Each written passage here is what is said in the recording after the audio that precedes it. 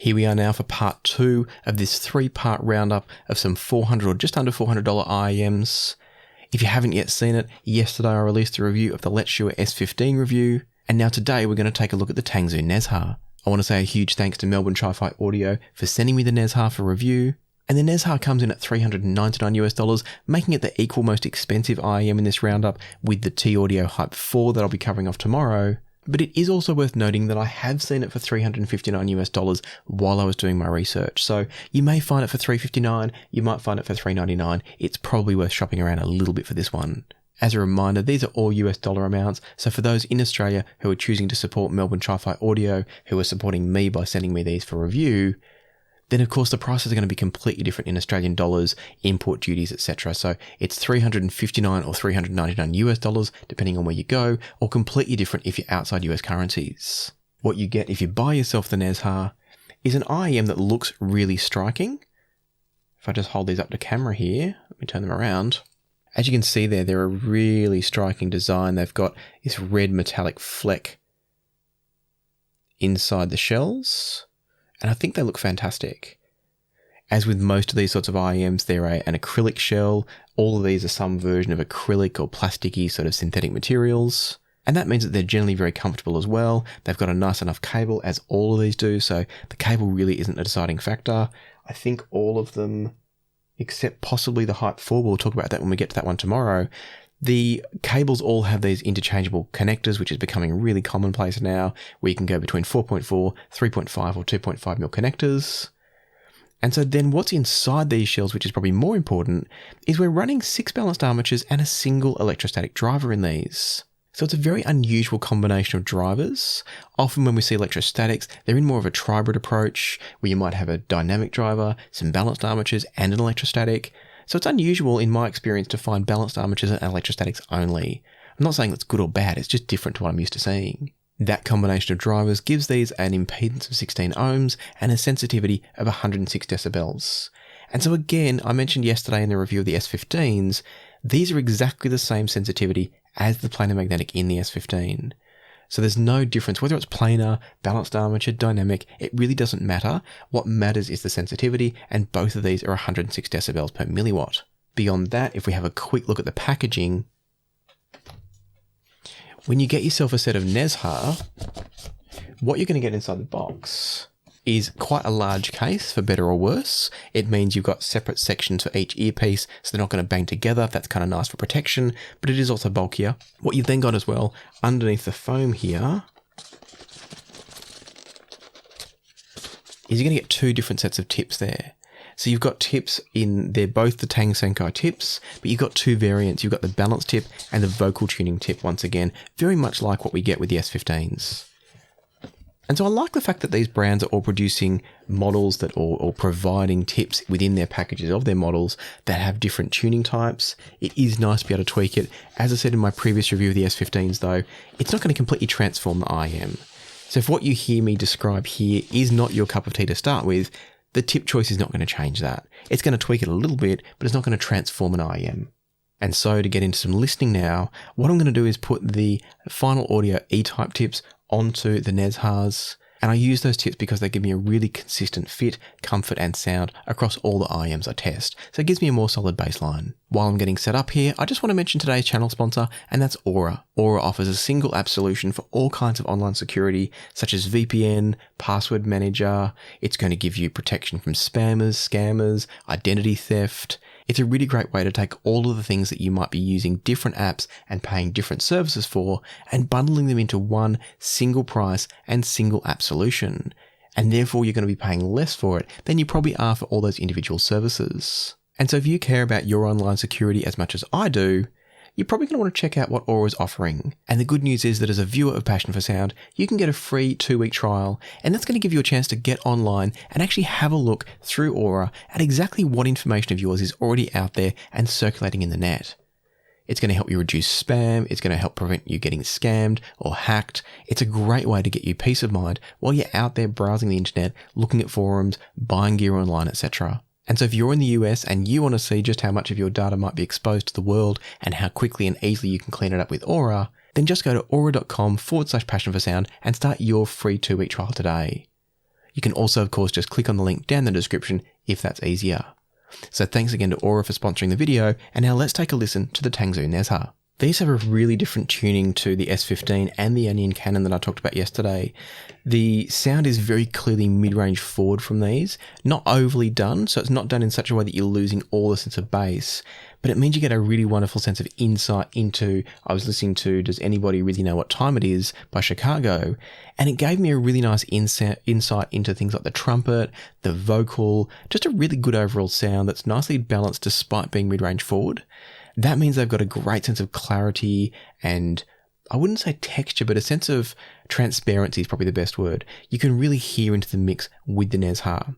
Having said that, it does mean that you are finding things like bass to be a secondary frequency from these, or range of frequencies.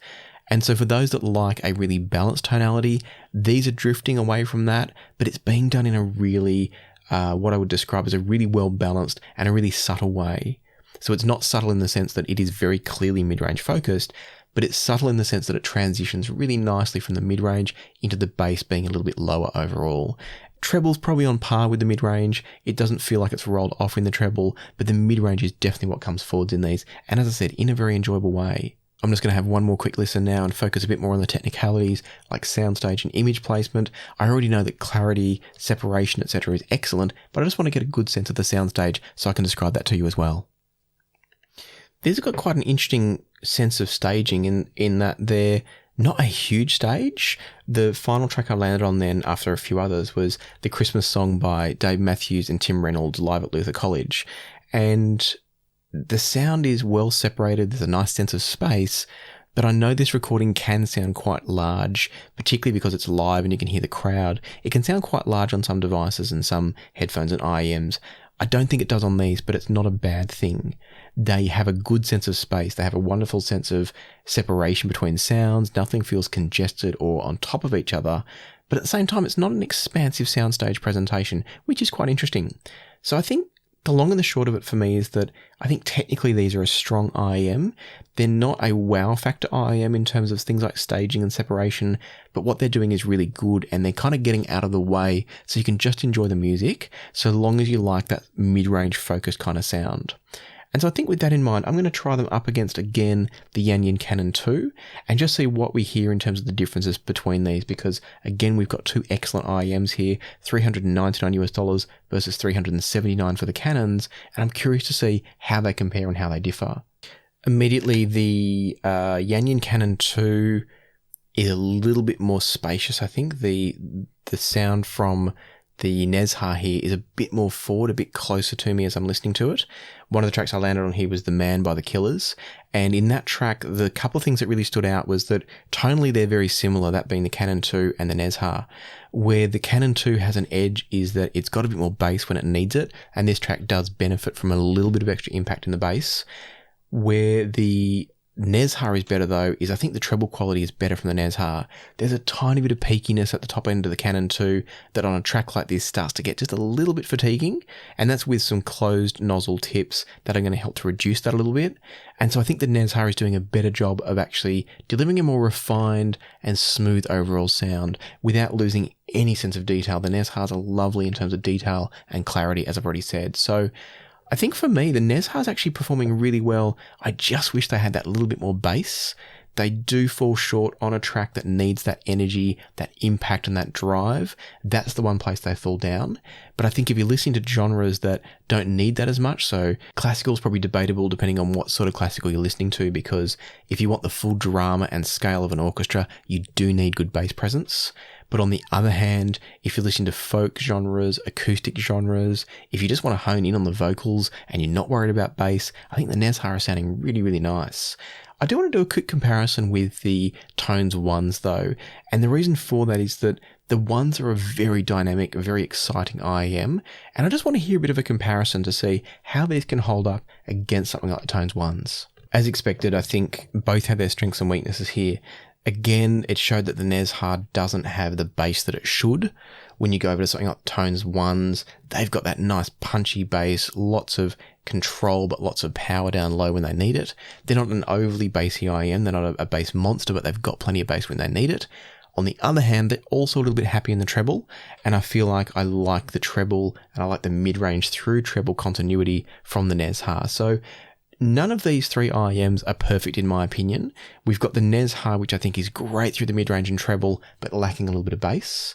For those of you that don't care about bass and you want to focus on the mid-range, that's going to be great. Then for those of you that want a little bit more balance overall, that's where the Canon II is probably the better choice. They do have a slightly peaky treble in comparison, but they're still very, very good.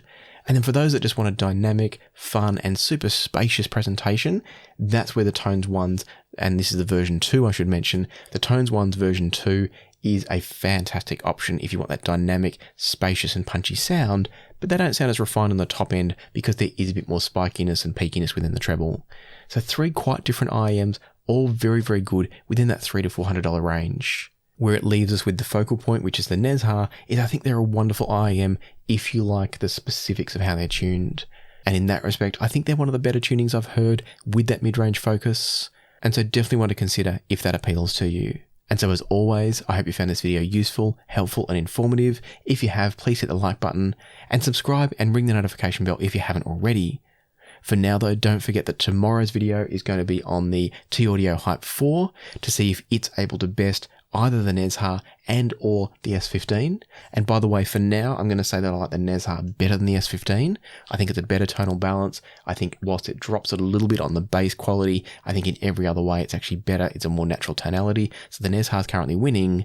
If you want to see if the T-Audio Hype 4 can take the crown out of these 3, and then I guess we're also saying can it steal the crown from the Yanyin Canon II and sort of the ONEz version 2, but I think we're going to give it to the Canon II for now.